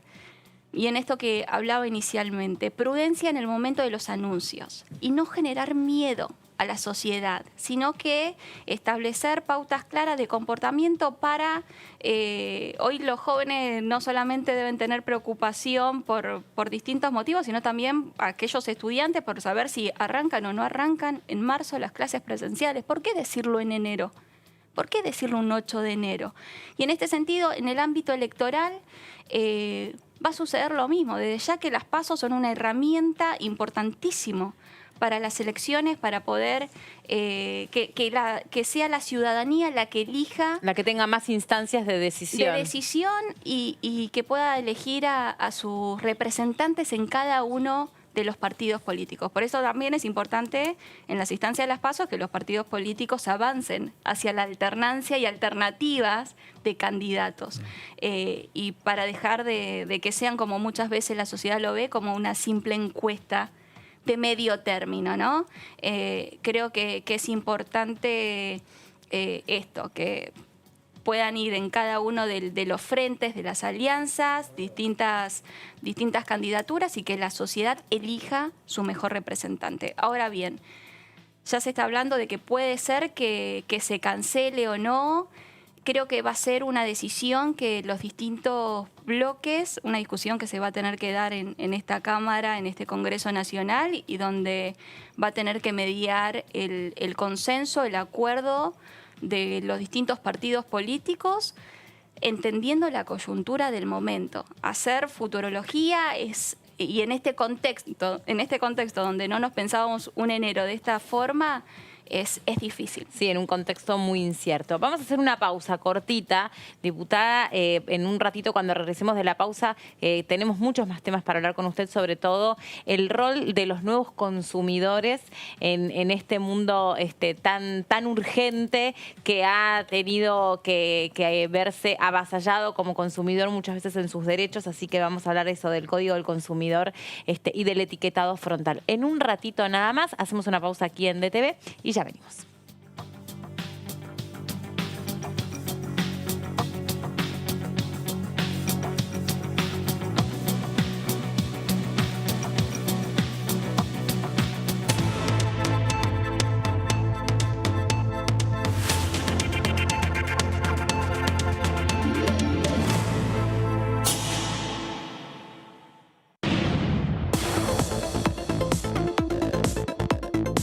La voz de los diputados. La voz de las diputadas. La voz de la oposición. La voz de los que quieren cambiar la realidad. La voz de los que quieren una Argentina mejor. Tu voz en el Congreso. DTV, el periodismo en el Congreso, de lunes a viernes. El virus nos testea a nosotros. Quiere saber si aprendimos a cuidarnos y así cuidar a los otros. Respetá los 2 metros de distancia.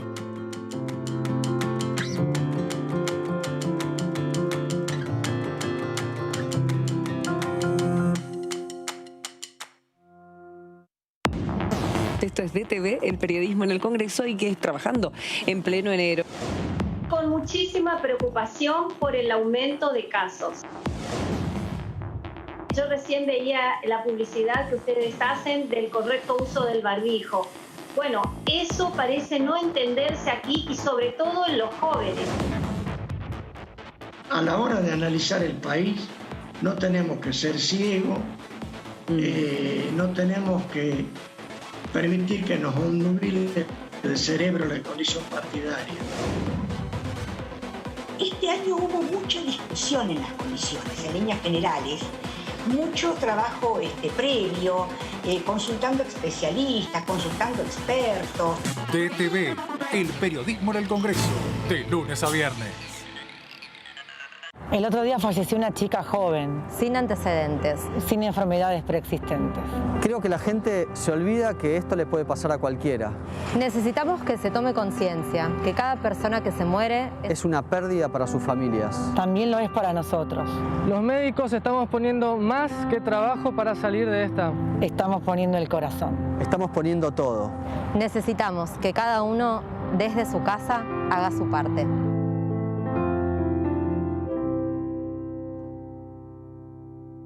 En estos meses aprendimos muchas palabras nuevas. ¿Qué es un caso sospechoso? Es la persona que tiene 2 o más de los siguientes síntomas: fiebre de 37 grados y medio, tos, dolor de garganta, dificultad respiratoria, dolor muscular, cefalea, diarrea y o vómitos. O si tenés solo pérdida brusca de gusto o olfato. También quien vive o trabaja en instituciones de internación prolongada. O es personal de tareas esenciales en esos establecimientos, comedores u otros espacios donde circula el virus. Para más información, llama al 120. Cuidarte es cuidarnos. Argentina Unida. Ministerio de Salud. Argentina Presidencia. Toda la actividad parlamentaria de la Cámara de Diputados. En la Cámara de Diputados de la Nación, la información es mucha. La cobertura del tratamiento político de leyes. En el recinto. En pasos perdidos. La opinión de los protagonistas. en comisiones. En los despachos. El día a día de los diputados y diputadas de la Nación. Y nosotros tenemos la mejor información. DTV, el periodismo en el Congreso, de lunes a viernes. Él se llama Fernando, 52 años, pero a veces puede llamarse Nacho Fútbol y tener 14. Otros días puede ser Iván Leyenda, fanático de los juegos online, o también @Sabritrap. Nacho Fútbol, Iván Leyenda y @Sabritrap son la misma persona, un acosador. El grooming es el acoso sexual contra niños, niñas y adolescentes por parte de un adulto a través de medios digitales. Los abusadores utilizan perfiles falsos para captar a sus víctimas en Internet. Habla en familia sobre grooming. Contales la importancia de proteger sus datos personales. Infórmate más en argentina.gov.ar/grooming. Argentina Unida, Argentina Presidencia. Formas correctas de usar el barbijo casero. Lávate las manos antes de ponértelo. Ajustalo a las orejas. La nariz y el mentón van adentro. Usalo al salir de casa, en el trabajo, en los momentos de descanso. No lo toques. Lávalo al regresar. Volvé a lavarte las manos con agua y jabón. Usar barbijo casero es responsabilidad de todos.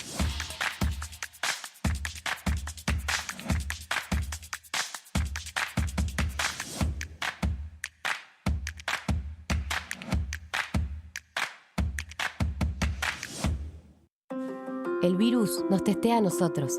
quiere saber si aprendimos a cuidarnos y así cuidar a los otros. Respetá los 2 metros de distancia.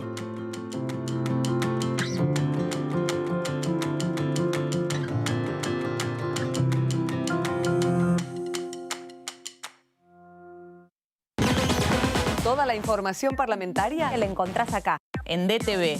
El periodismo En el Congreso. DTV, el periodismo en el Congreso, de lunes a viernes.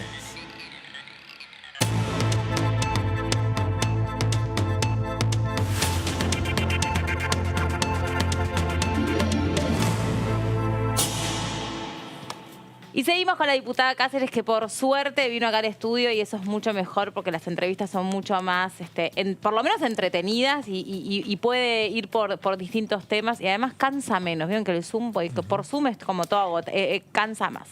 Es la verdad. Bueno, nos metemos en defensa del consumidor, la diputada integra esa comisión y la verdad que realmente se quiere hacer mucho en pos del consumidor. Bueno, además el consumidor se ha vuelto un poco la vedette de este año, porque bueno, privado de salir, privado de usar distintas ambientaciones, bueno, se quedó en su casa y sin embargo le ha pasado de todo. Y ustedes estaban tratando de ir atrás de un código del consumidor y ¿qué pasó con eso?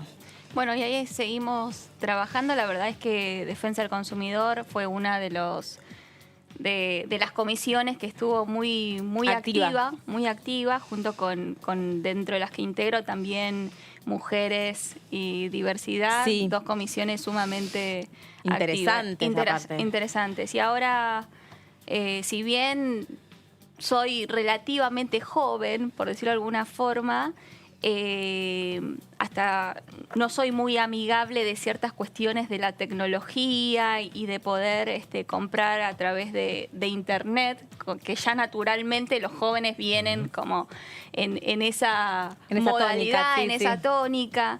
A mí me cuesta muchísimo y sin embargo con la pandemia me vi obligada a consumir a través de las distintas plataformas digitales y plataformas digitales que generan como cierto temor en función de si el producto que uno pide es el que llega efectivamente, si no. Y ahí creo que hay muchísimo por abordar, por trabajar y por darle más derechos a los consumidores en un sistema de compra que no está del todo regulado y que hay que intervenir fuertemente. Hay una discusión sobre si eso tiene que tratarse en la Comisión de Defensa del Consumidor y de la Competencia de la Cámara de Diputados o si debe crearse una comisión bicameral que también integre a los senadores para empezar a elaborar este nuevo código. ¿Cuál es su punto de vista al respecto?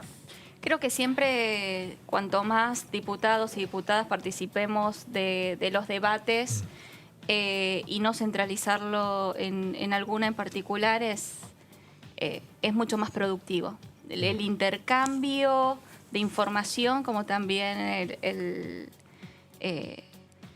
lo que pueda llegar a abordarse en función de eso, desde ya que es una temática que tiene que pasar por defensa del consumidor. Y hablando también de, no está directo, ¿no? Pero tiene que ver con la defensa del consumidor, el tema del etiquetado, ¿no? De que el consumidor pueda saber qué es lo que está comprando y qué no, y qué está consumiendo y qué no. Eso parecía que había un acuerdo, sin embargo se fue dilatando. ¿Qué expectativa respecto a ese tema? Que también forma parte de la lista de extraordinarias, ¿no? Bueno, fue un tema que fue abordado no solamente en Defensa del Consumidor, sino también en conjunto con la Comisión de Salud, la Comisión de Industria, que genera mucho debate, intercambio y posturas, porque también participan distintos actores. Y cada uno representando y defendiendo a esos actores o dándole voz desde la comisión a esos actores que están involucrados. Desde el punto sanitario, claramente, incluso de la defensa del consumidor, siempre es bueno que el consumidor tenga la mayor información posible para poder decidir. Y en esto sabemos que estamos hablando de un proyecto que busca reducir las enfermedades de sobrepeso, obesidad, que en nuestro país hay datos que hablan que el 66% de los argentinos tiene problemas de sobrepeso o obesidad, con lo cual siempre que uno trabaje para dar mayor información al consumidor y que en función de esto pueda decidir libremente si quiere consumirlo o no, estamos avanzando, pero tenemos que llegar a acuerdos con los distintos sectores y la industria es uno de los actores a consensuar, a escuchar y a conveniar para poder sacar la mejor ley posible y que en la práctica sea viable, porque muchas veces vemos cómo desde las comisiones se trabajan o desde el Congreso se trabajan proyectos de ley que no generan el consenso necesario y que en la práctica no son aplicadas de la forma en la que uno en la teoría lo pensó. Por eso es clave siempre la comunicación con la sociedad. Diputada, sobre ese tema también, a propósito de su estado, que está embarazada, y felicitaciones. Muchas gracias. A veces me parece que la cuestión de la obesidad infantil está como tamizada o como postergada o como subestimada como tema.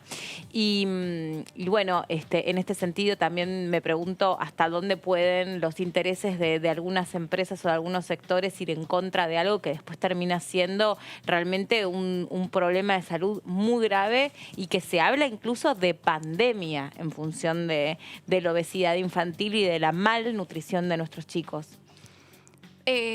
Coincido 100% con lo que comentabas, pero por eso digo que es importante, porque los empresarios, la industria no deja de ser un sector importante en lo que estamos hablando. Por eso darles voz, poder escucharlos y llegar a la mejor ley posible, sabiendo que incluso saliendo de un año 2020 donde los chicos tuvieron que automáticamente reducir sus actividades físicas, deportivas y estar más que nada dentro de la casa, con actividades sedentarias, muchos chicos que antes por ahí tenían sus prácticas deportivas y que terminan atrás de celulares, de Play, aquellos que tienen más oportunidades que otros, sí, ¿no? Claro, hay una brecha ahí también. Hay una clara brecha y en ese sentido creo que siempre hay que apelar a lo más saludable para la población y en este caso estamos hablando de los chicos. ¿Cómo fue estando embarazada pararse en una de las dos posturas o a favor o en contra de la interrupción voluntaria del embarazo desde ese lugar, ¿no? Como embarazada. Por un lado, que de hecho cuando di mi discurso sobre el proyecto en el recinto, ahí lo anuncié que estaba embarazada y así todo, que estoy a favor, ¿no? Que estaba a favor del proyecto y hoy estoy a favor de la ley de interrupción voluntaria del embarazo y contaba en el discurso que no es un embarazo deseado, que es un embarazo buscado durante 2 años, donde tuve muchas complicaciones en el medio, en el trayecto de estos 2 años de búsqueda, donde he tenido abortos naturales. Y siempre hablo de abortos naturales porque muchos me dicen espontáneos. En mi caso, uno de los abortos no fue espontáneos. Tuve que esperar 1 mes para que el aborto se produjera de manera natural. Y con toda la angustia que una tenía en ese momento, sabiendo la transformación y los cambios en el cuerpo, y así todo haciendo vida normal, ¿no? Como iba a trabajar, nadie se enteraba, era una situación muy del ámbito privado con mi marido y algunos de los familiares, incluso ya en el segundo aborto natural que me tocó transitar, no lo comentamos a la familia, ya fue más privado que el primero. Y hoy me animo a decirlo y a contarlo porque son cosas que nos suceden a las mujeres, ¿no? Y son cosas que siguen siendo tabú y donde las mujeres o las parejas nos cargamos de ciertas mochilas para no contarle al otro, para fingir cierta normalidad que una no tenía. De hecho, en el primer caso me tocó decirlo lo dije porque estaba pasando por mi cumpleaños. Entonces tenía que explicar por qué no quería festejar un cumpleaños.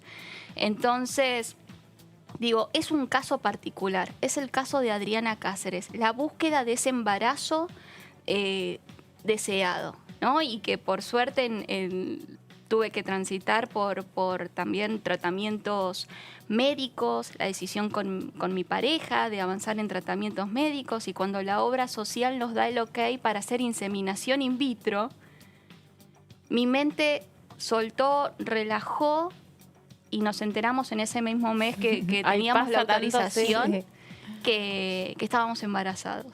Y fue una alegría, porque ya hasta una pensaba, bueno, tengo problemas de infertilidad, ¿no? Sí. Y eso por suerte no, es como que era más un obstáculo mental o de mucha carga de ansiedad, de deseo y demás que obstruía esto que se dio de manera natural y que lo vivimos disfrutando estos 5 meses y medio con mucho disfrute. Pero ¿De 5 meses y medio está? Sí. No, si me permite, aparte súper sano todo el embarazo. Yo camino mucho a los barrios de Pilar y ha estado en las 2 últimas sesiones en el recinto, digo. Me permite hacer mi rutina tranquilamente. Qué bueno, a lo sumo a la noche más cansada, que se va apagando las pilas, pero no. Ahora bien, ¿por qué estoy a favor del aborto, no? Siendo que me fue muy complicado el poder quedar embarazada, porque mi caso es mi caso. Hay muchas mujeres que lamentablemente se encuentran con distintos motivos que las llevan a abortar y a tener que tomar esa decisión en la clandestinidad, ¿no? Esos casos se dan y el Estado no puede mirar para otro lado. Claro. El Estado tiene que hacerse cargo de eso que sucede en la realidad, que es una problemática sanitaria, y acompañar a las mujeres que deciden tomar esa decisión por los distintos motivos, porque no hay un motivo. Son variados y depende de cada una. Con lo cual, acompañar, estar presente y hacer que esa situación, que es sumamente difícil, sea segura.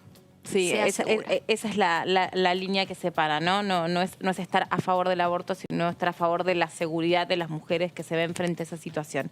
Diputada, gracias por haber hablado con nosotros desde su más profunda intimidad y contarnos acá con tanto detalle todo, desde cómo se siente ser diputada, embarazada, bueno, recorriendo los barrios de Pilar y demás. Gracias, ha sido un placer. Muchas gracias a ustedes. Bueno, y a seguir cuidándose, más que nunca. Sí, ahora sí. Bueno, muchas gracias. Está del otro lado la diputada Alma Zapac también, pero vamos a pasar primero por Haas porque vamos a introducir el tema de los biocombustibles. Sí, decíamos que la sesión más próxima va a ser uno de los temas principales. ¿De qué se trata? ¿De qué se trata esto de los biocombustibles? Bueno, primero consultarles, ustedes saben qué son los biocombustibles. Son combustibles para el transporte derivados de fuentes renovables como plantas y animales. Liberan dióxido de carbono sin emisiones netas que afectan el ambiente y hay 54 plantas productoras en 10 provincias.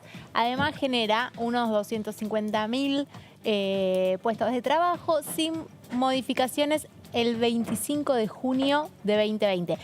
Bueno, porque ¿qué pasa con esto? Esto se aprobó en 2006 por 15 años. Entonces, ahora caduca obviamente en mayo de 2021. ¿Ustedes tienen idea de cuáles son cuando hablamos de biocombustibles?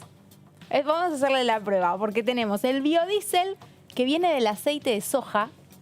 Uno hasta que no estudia los temas, la verdad es que no lo sabe. Complicadísimo el tema. Y el etanol, que viene de caña de azúcar y maíz y que se mezcla con la nafta. En la nafta y en el gasoil o el diésel, depende del auto que tengas, cada vez que vas a cargar a cualquier estación de servicio, un porcentaje de los tanques que están llenos de el combustible tienen un porcentaje de biocombustible. Y eso hace que a veces el incremento de los precios de la soja, del maíz, afecte también a los combustibles. Está ahora sí del otro lado la diputada Alma Zapag, que también sabe muchísimo de este tema y viene trabajando sobre la importancia de este proyecto. ¿Cómo le va, diputada? ¿Cómo anda? Me parece que está muteada. A ver. Probamos. Pensé que me desmuteaban ustedes. Hola. Ay, perdón. ¿Cómo le va?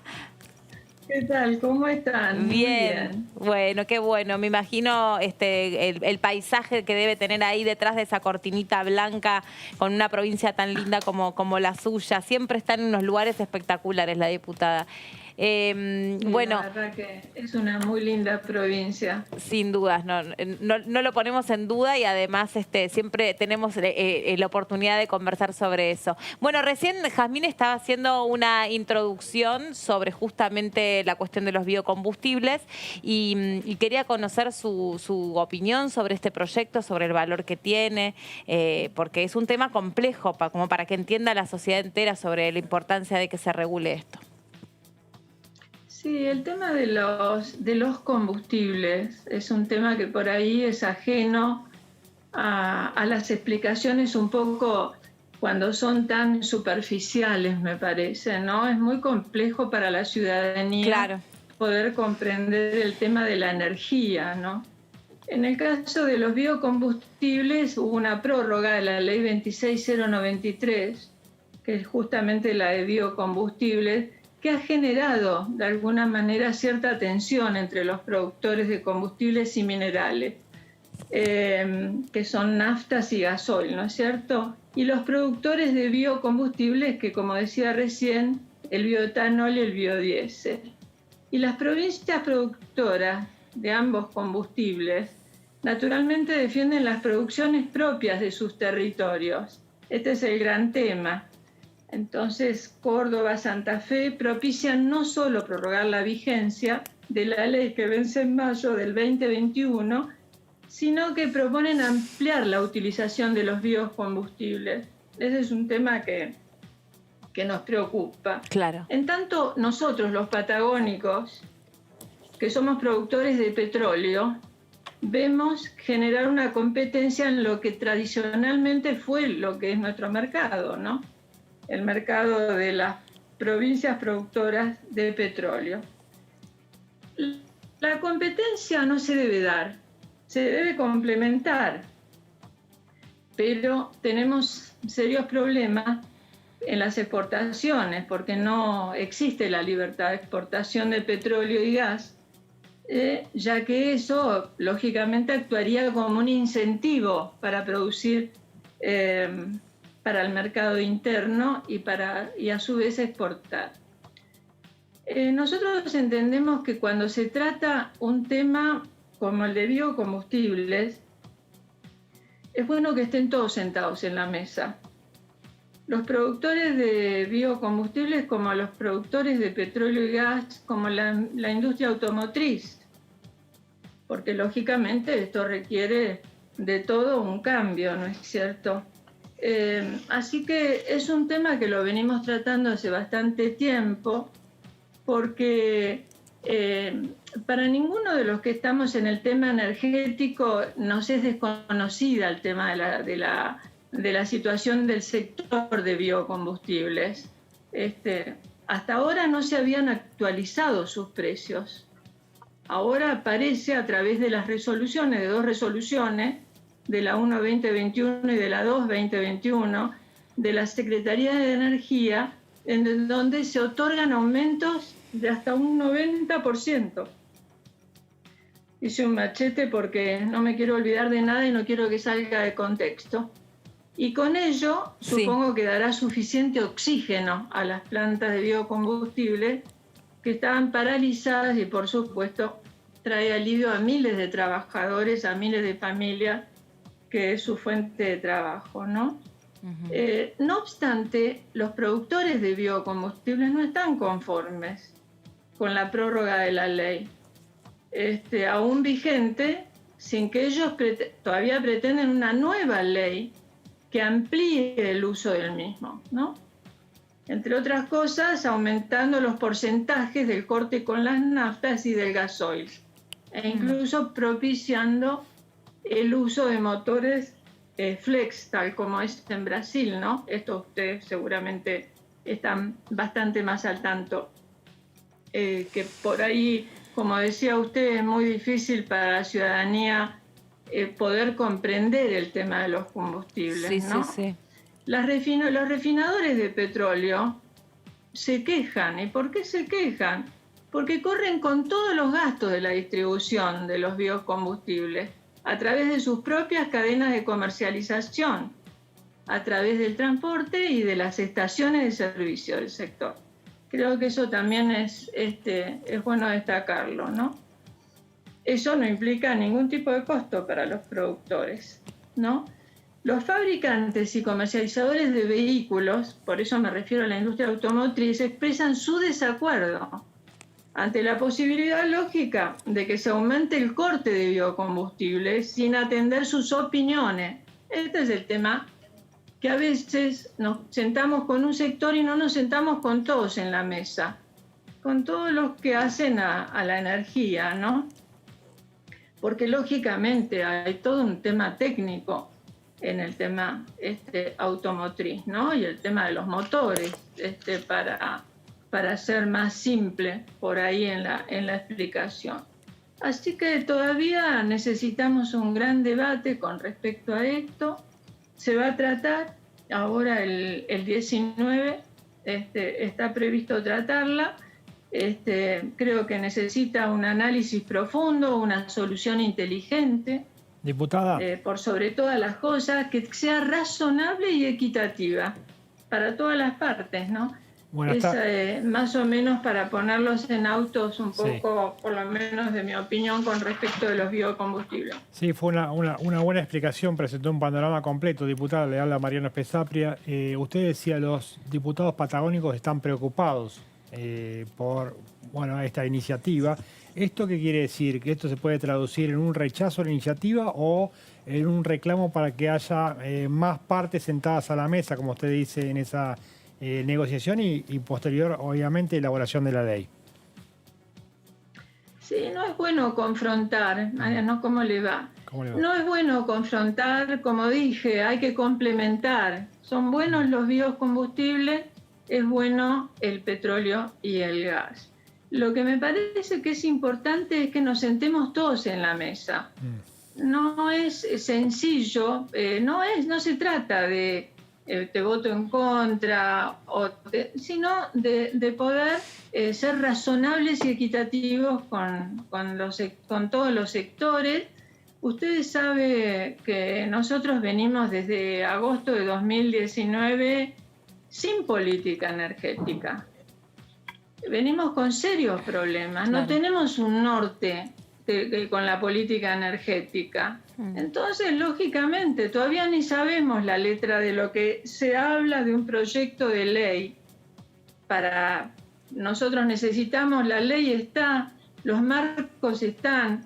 Lo que hay que hacer es un proyecto de inversiones, pero que le dé seguridad jurídica a quienes invierten. Diputada. Porque invertir en energía son millones y millones de dólares.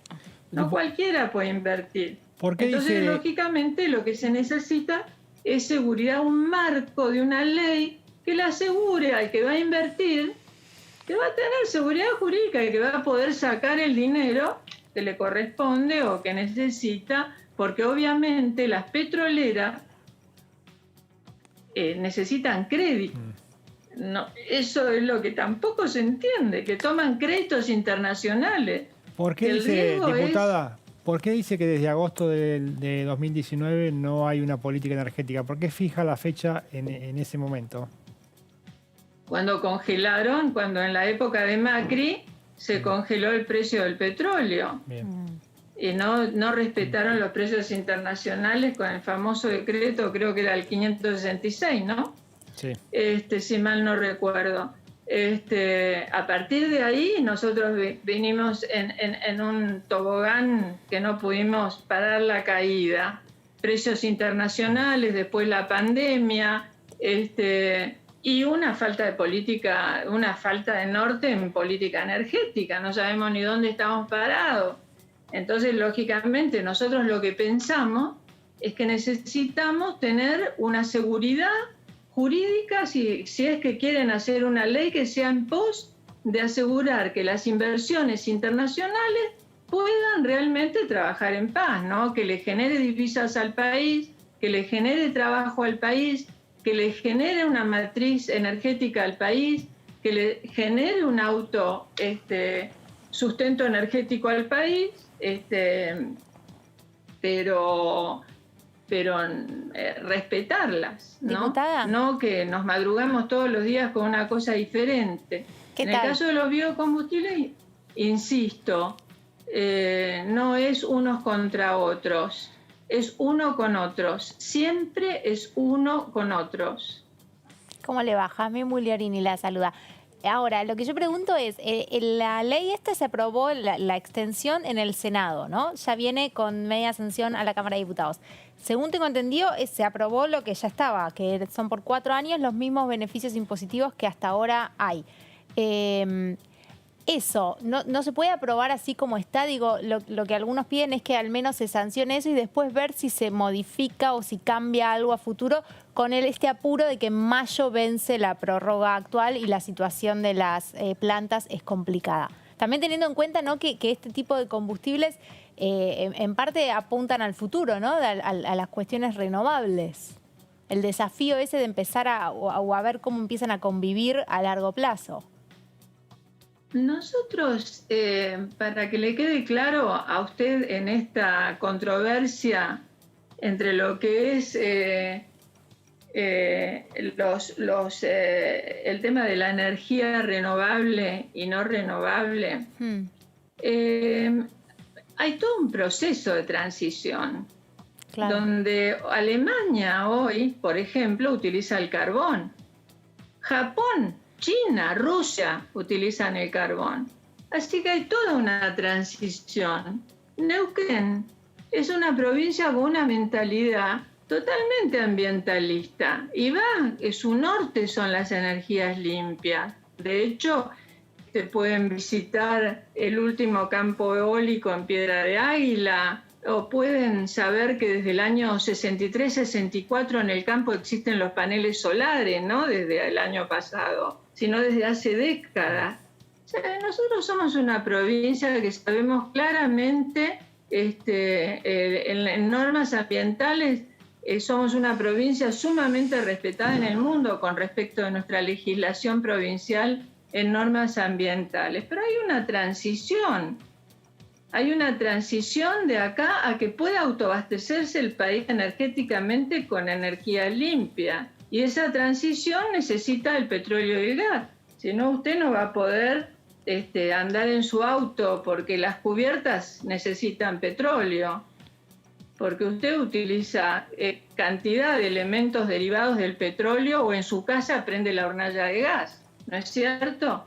Todavía usted no genera su andar doméstico cotidiano en la cocina con energía eléctrica. Usted utiliza el gas o se calefacciona con gas o su auto carga combustible.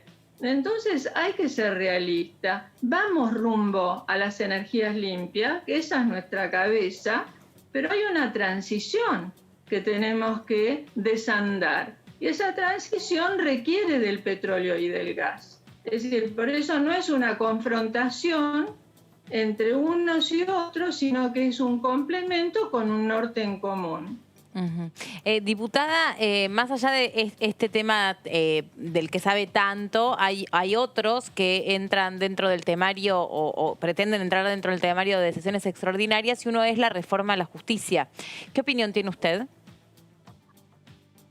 Sí, bueno, todavía no está el tema de la reforma judicial debatido.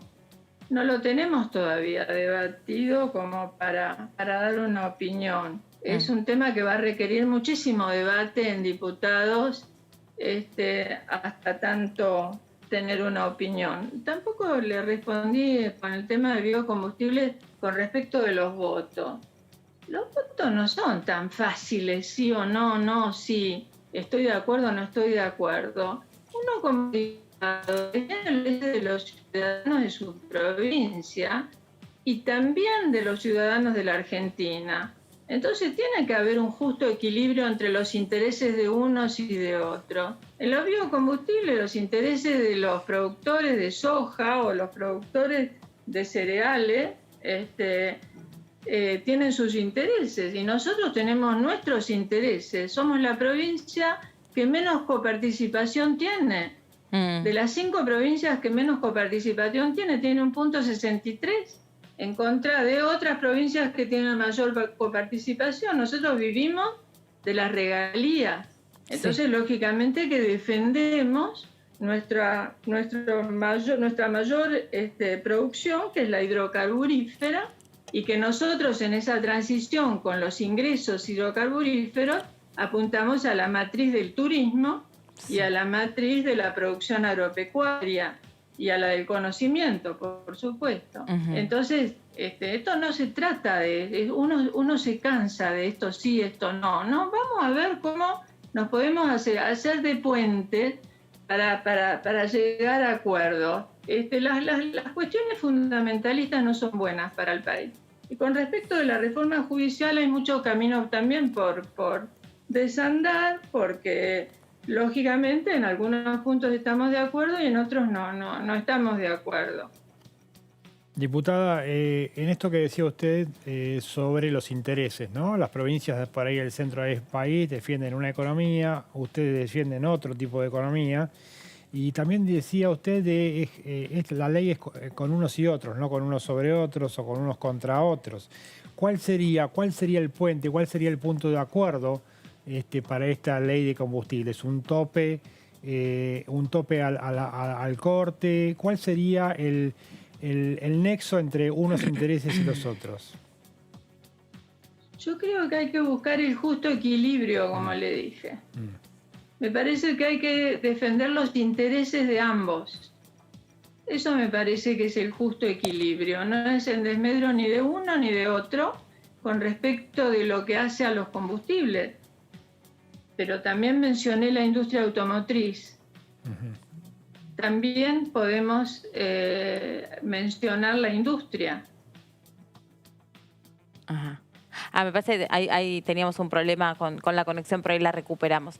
¿Qué valoración hace sobre el año parlamentario en general? ¿Cómo le pareció la manera en que se trabajó a pesar de las restricciones que impuso la pandemia? No, la verdad que hemos trabajado bien. Tal vez a mí me hubiese gustado que la Comisión de Energía se hubiese reunido, no se reunió nunca. Claro. Tampoco se reunió la de Economías Regionales, que también participo de esa y tampoco se reunió nunca. Y también la de pymes. Pero bueno, estas son cosas de la pandemia, supongo. La verdad que yo he trabajado bien a pesar de los avatares del clima donde vivo. Hemos tenido buena conectividad, hemos podido tener muchas sesiones.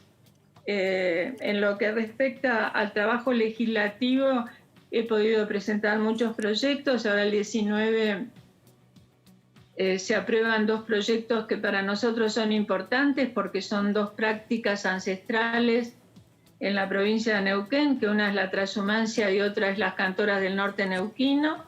Así que estoy muy contenta porque es un reconocimiento a 2 prácticas ancestrales de nuestra provincia y en el caso de la transhumancia también de otras provincias, no en la cantidad que tiene Neuquén, pero sí todavía hay prácticas de ese tipo. Explíquenos, diputada, explíquenos para que no sabe qué es la transhumancia.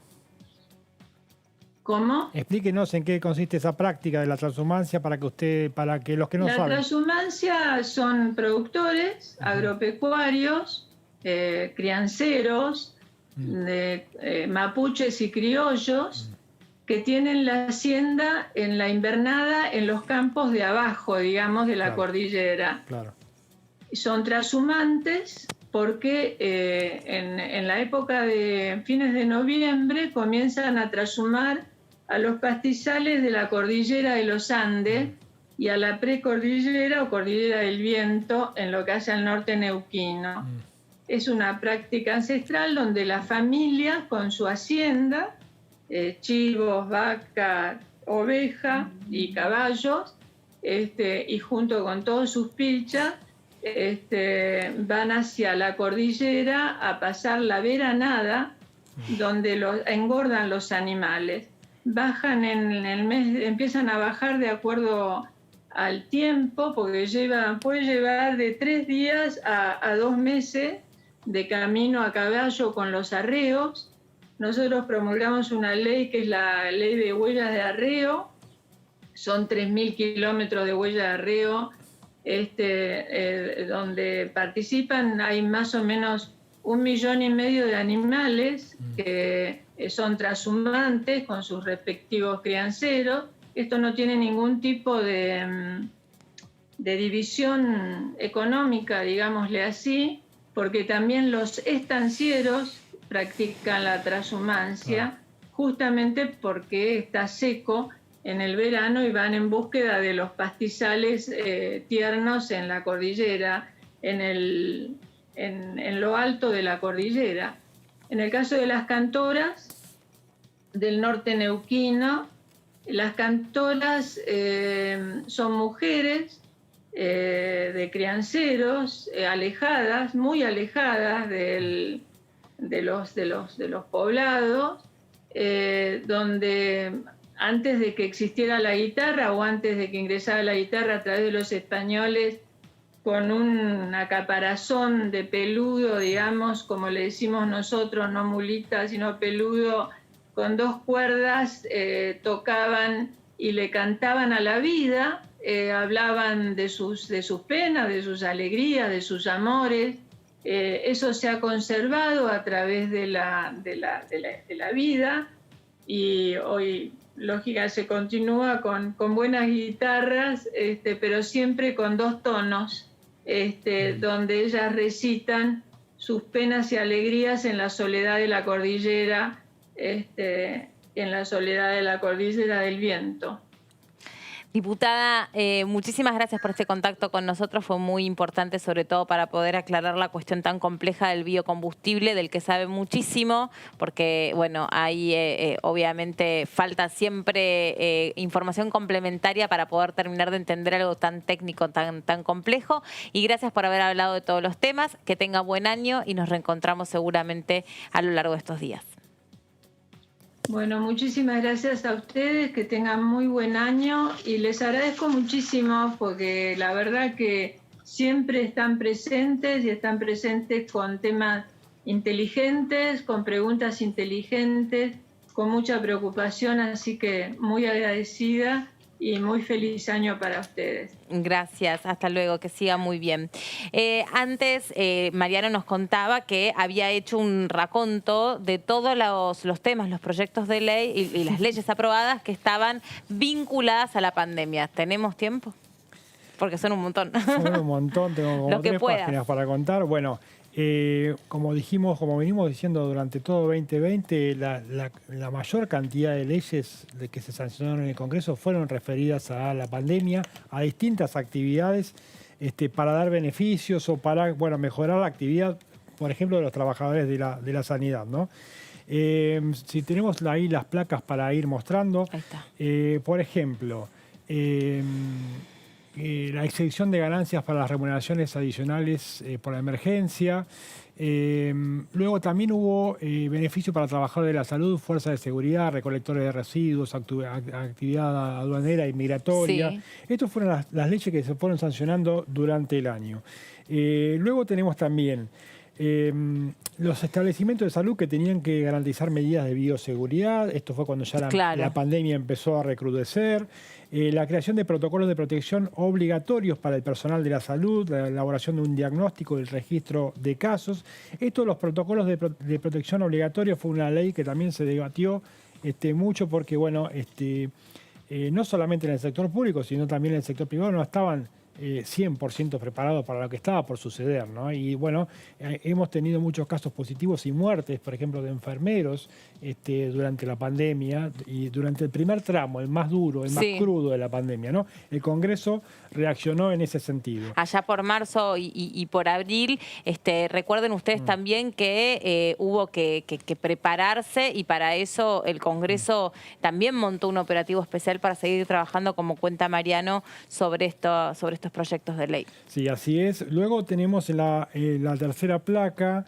El 25 de junio de 2020 se creó un registro nacional de pacientes recuperados de coronavirus. ¿Se acuerdan de eso? También, sí. Y se otorgó 2 días de licencia por cada donación de plasma. De plasma, exactamente. Y se los reconoció como ciudadanos ilustres solidarios, destacados de la República Argentina. Tenemos también... ¿Cuántas cosas, verdad? Un montón. Si vos te pones a repasar, hay un montón de cosas que ha hecho la Cámara de Diputados durante este año respecto de la pandemia. El 31 de julio se aprobó un recargo del 30% para la compra de $200. Esto excede, pero hubo una declaración de emergencia sanitaria, económica y social. Este es un punto. Pero lo del recargo de la compra de dólares tiene que ver con... Eso fue en esa misma sesión. Está bien. El 31 de julio. Luego tenemos un montón más. El 7 de octubre se aprobó una para investigación, desarrollo, fabricación y adquisición de las vacunas. Sí. Esta, recuerdan que fue una sesión súper importante. Muy importante y hoy todavía sigue generando polémica porque, por ejemplo, Pfizer dice que hay una diferencia en la interpretación de la ley que fue aprobada aquí en la Cámara de Diputados con el Gobierno Nacional. Sí. Bueno, ese tema se aprobó. Se eximió del pago de derechos de importación también por el tema de vacunas y se autorizó por la excepcionalidad del contexto pandémico los organismos competentes a realizar la aprobación de emergencia de las vacunas que son objeto de esa ley. Los organismos competentes, por ejemplo, ANMAT, que también está siendo discutido hoy en día, los grados de autorización que se le da, si se le da un grado de autorización completa por la emergencia, todas estas situaciones. Esto sucedió el 7 de octubre. Ya hubo otras leyes. El 11 de noviembre se adecuó el artículo 1 de la ley para influir en los costos de comisiones y transacción respecto también de la adquisición de las vacunas, ¿no?